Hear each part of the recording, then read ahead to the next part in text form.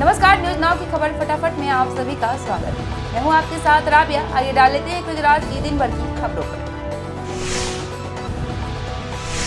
नगर निगम का अतिक्रमण हटाओ अभियान, 120 दुकानों पर चला बुलडोजर। सिलीगुड़ी नगर निगम ने चंपासारी मोड़ रोड पर अवैध रूप से बनी 120 दुकानों को तोड़ दिया है। लंबे समय से नोटिस के बावजूद दुकानों को खाली न करने पर यह कार्रवाई की गई। स्थानीय व्यापारी अपनी रोजी रोटी खोने से परेशान हैं और पुनर्वास की मांग कर रहे हैं, जबकि नगर निगम ने सड़क चौड़ीकरण को आवश्यक बताते हुए कार्रवाई को उचित ठहराया।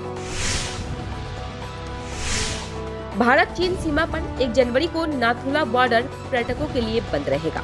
सिक्किम सरकार ने बताया है कि इस दिन सीमावर्ती निवासियों के साथ एक विशेष बैठक आयोजित की जाएगी, जिसके कारण नाथुला क्षेत्र में पर्यटकों के प्रवेश पर रोक रहेगी। हालांकि तस्मगो झील और बाबा मंदिर खुले रहेंगे और विदेशी पर्यटकों को निराश होने की जरूरत नहीं है।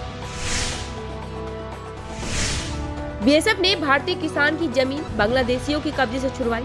जलपाईगुड़ी जिले के मलकानी के किसान निरंजन सरकार और उनकी बेटी आनंद सरकार की 3.5 बीघा जमीन, जिसे 2015 में बांग्लादेशियों ने जब्त कर लिया था, बीएसएफ ने मुक्त करवाई है। बीएसएफ और बीजेपी के संयुक्त प्रयास से विवादित भूमि वापस मिली, जिससे भारतीय किसान परिवारों ने राहत की सांस ली और सीमा प्रहरियों की सराहना की। जलपाईगुड़ी जिले के सप्तीबाड़ी इलाके में भीषण आग से 2 घर पूरी तरह जलकर राख, जिसमें परिवार का सारा सामान खाक हो गया है। दमकल कर्मियों ने 3 घंटे की मशक्कत के बाद आग पर काबू पाया। हालांकि शॉर्ट सर्किट को आग का कारण माना जा रहा है। प्रशासन और पंचायत ने पीड़ित परिवारों को हर संभव सहायता का आश्वासन दिया। घटना में कोई हताहत नहीं हुआ है।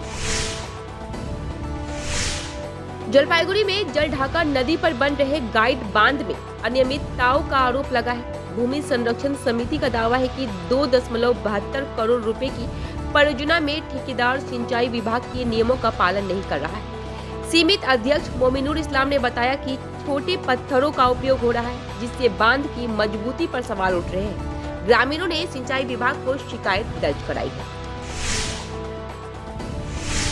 दार्जिलिंग मेल को हल्दीबाड़ी जलपाईगुड़ी रूट से डाइवर्ट किए जाने के खिलाफ वामपंथी छात्र, युवा और महिला संगठनों ने आज जलपाईगुड़ी टाउन स्टेशन में रेलवे अधिकारियों को ज्ञापन सौंपा। वामपंथी युवा नेता देवराज बर्मन ने कहा कि इस निर्णय से क्षेत्रीय जनता में चिंता फैल गई है। हालांकि रेलवे अधिकारियों का कहना है कि रेल मंत्रालय ने इस विषय पर कोई निर्णय नहीं लिया है।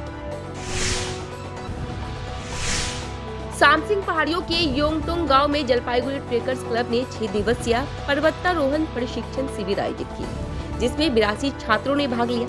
26 दिसंबर को शुरू हुआ यह शिविर 31 दिसंबर को रॉक क्लाइंबिंग और कैंप फायर के साथ संपन्न होगा।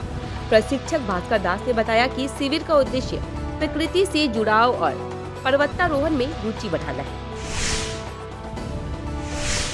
दिनहाटा के बाद कुछ बिहार के सामंतपाड़ा इलाके में राष्ट्रीय राजमार्ग 17 के पास नदी किनारे एक मोटर सेल बरामद हुआ है। स्थानीय निवासियों की सूचना पर कोतवाली पुलिस ने मौके पर पहुंचकर इलाके को घेर लिया। पुलिस का मानना है कि यह मोटर सेल नदी में बहकर आया होगा और मामले की जांच जारी है। धूपगढ़ी शहर में सोमवार दोपहर निर्माणाधीन सरकारी भवन की दीवार सड़क किनारे खड़े टोटो पर गिर गई, जिससे टोटो पलट गया और चालक बाल बाल बच गया।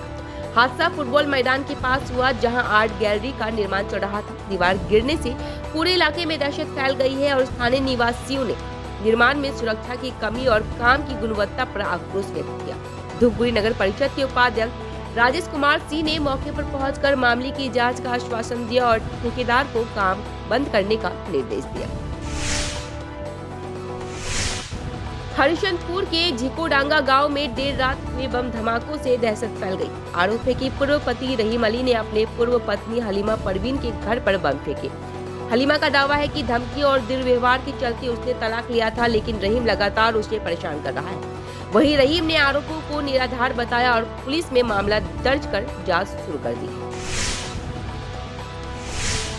जल्दापाड़ा राष्ट्रीय उद्यान से एक सींग वाला गेंडा रिहायशी इलाके में घुस आया, जिससे स्थानीय रेसिडेंट में दहशत फैल गई। यह घटना अलीपुरद्वार जिले के सिमलाबाड़ी इलाके में सोमवार सुबह हुई। गेंडा एक सुपारी के बगीचे में शरण लेने के बाद वन कर्मियों ने उसे जंगल में लौटाने का प्रयास किया, जिसके लिए पालतू हाथी का सहारा लिया गया। वन विभाग का अनुमान है कि गेंडा चिलपाटा या जल्दापाड़ा से आया था। इसे इससे पहले भी गेंडा इलाके में मक्के के खेतों को नुकसान पहुंचा चुका है। फिलहाल के लिए इतना ही। अब दीजिए मुझे इजाजत, मिलते हैं कल शाम फिर से तमाम खबरों के साथ। धन्यवाद।